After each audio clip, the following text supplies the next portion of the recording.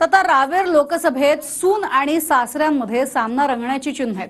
कारण एकीकडे एकनाथ खडसे यांनी पक्षादेश मिळाल्यास लढण्याची इच्छा दर्शवली आहे, तर दुसरीकडे भाजपनं तिकीट दिल्यास आपण भाजपकडनं लढणार असं खडसेंची सून रक्षा खडसे यांनी म्हटलंय. जळगावला ज्यावेळेस प्रदेशाध्यक्ष NCPचे जयंतराव पाटील आले, त्यांनी सूचित केलं की रावेर लोकसभेची जबाबदारी म्हणजे धनुष्यबाण तुम्ही उचलावं असं त्यांनी सूचित केलं.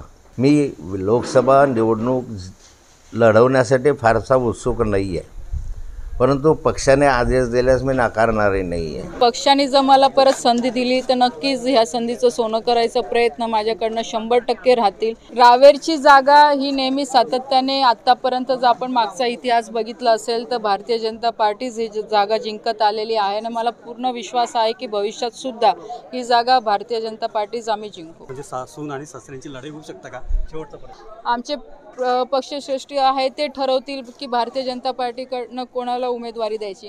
पण एकूण जर तशी परिस्थिती आली तर मला असं वाटतं की मलाही त्या परिस्थितीला समोर जावं लागणार आहे आणि पक्षाने त्यांना संधी दिली तर त्यांनाही समोर जावं लागणार आहे. रावेर तालुक्यात रावेर लोकसभा मतदारसंघामध्ये मतदार आहे.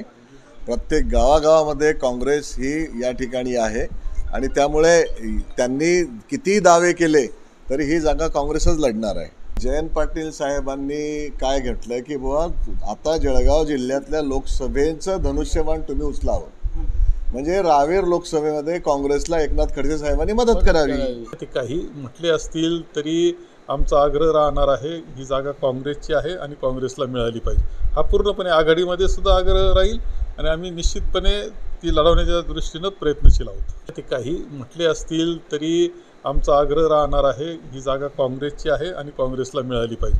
हा पूर्णपणे आघाडीमध्ये सुद्धा आग्रह राहील आणि आम्ही निश्चितपणे ती लढवण्याच्या दृष्टीनं